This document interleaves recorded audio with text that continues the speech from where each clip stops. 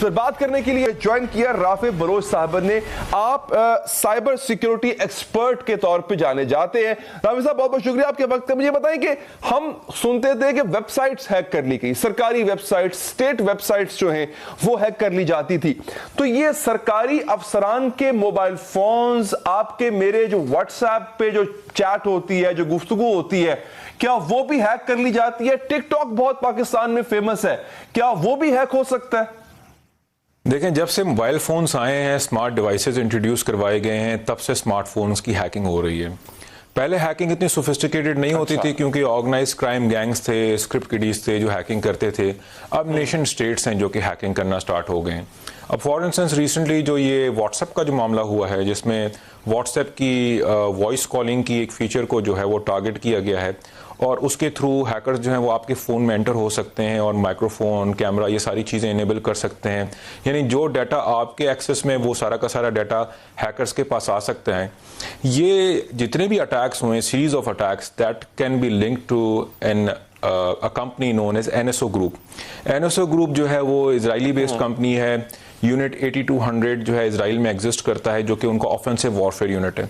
उससे कुछ लोगों ने जो है वो मिलकर कंपनी फॉर्म की है जो कि मुख्तलिफ गवर्नमेंट्स को जो है वो स्पाईवेयर, स्पाइंग डिवाइसेस जो है वो सेल कर रहे हैं, जो कि 0 क्लिक, 1 क्लिक, 2 क्लिक के बेसिस के ऊपर उनकी प्राइसिंग मॉडल होती है। यानी कि ये कि इस तरह की जो वल्नरेबिलिटीज होती हैं इतनी सोफिस्टिकेटेड होती हैं कि एंड यूज़र ना तो उसको डिटेक्ट कर सकता है, वो चाहें तो किसी भी फ़ोन को जो है वो कम्प्लीटली एक्सेस कर सकते हैं और टारगेट कर सकते हैं।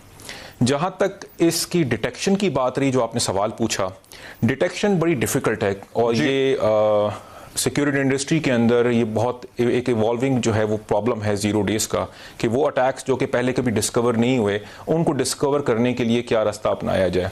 अब ये जो अटैक डिस्कवर हुआ है जनरली वो इस तरीके से हुआ है कि डिफरेंट डिसिडेंट्स को और ह्यूमन राइट्स एक्टिविस्ट को टारगेट किया गया। उन्होंने एक सिटीजन्स लैब के नाम से जो है कैनेडियन एक रिसर्च फर्म थी, उनको ये लिंक जो है वो हैंड ओवर किया। उन्होंने जब इन्वेस्टिगेट किया तो पैसागस के नाम से जो है वो उन्होंने लिंक किया कि यही वो मैलवेयर था जो जमाल खशोगी की मर्डर से पहले जो है जो उसका फ़ोन इन्फेक्ट हुआ था उसको टारगेट करने के लिए इस्तेमाल हुआ और डिफरेंट 45 से ज़्यादा कंट्रीज़ के अंदर इस मैलवेयर को जो है वो इस्तेमाल किया गया है। अच्छा, तो राफे साहब ये बताइएगा कि क्या इस वक्त 45 ममालिक की जासूसी की जा रही है इस मैलवेयर के जरिए? देखें, ये जो मॉलवेयर है ये वाइड स्प्रेड है बिल्कुल, और 45 कंट्रीज में इसकी डिटेक्शन हुई है। जो व्हाट्सएप का जो बग था जिसके थ्रू डिफरेंट लोगों को टारगेट किया जा रहा था, वो व्हाट्सएप ने वो बग फिक्स कर दिया है। बट यू नेवर नो इस तरह के कितने इंस्टेंसेस, कितने मॉलवेयर के इंस्टेंसेस और भी जगहों पे मौजूद हैं जिनकी एक्टिव डिटेक्शन हो रही है। और जैसे जैसे लोगों को टारगेट किया जाता है, जैसे जैसे लोग इस चीज़ को रिपोर्ट करते हैं, तभी इस तरह के इश्यूज जो हैं वो लाइमलाइट में आते हैं। यानी स्टेट स्पॉन्सर्ड अटैक्स जो हैं वो बहुत ज़्यादा ग्रो कर गए हैं।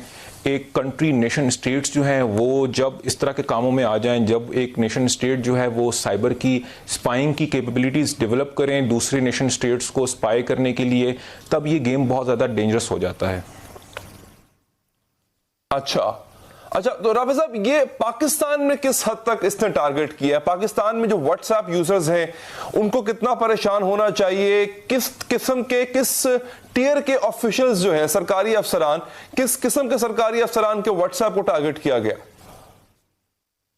देखें, जो पब्लिक रिपोर्ट्स है उसमें इस चीज़ का तस्करा ज़रूर हुआ है कि पाकिस्तान में इस मॉलवेयर को इंजेक्ट किया गया है, पाकिस्तानी यूज़र्स को टारगेट किया गया है, लेकिन नॉर्मल यूज़र्स को टारगेट नहीं किया गया क्योंकि इस तरह की जो सोफिस्टिकेटेड मॉलवेयर होते हैं ये लिखे ही कुछ स्पेसिफिक टारगेट्स के लिए जाते हैं।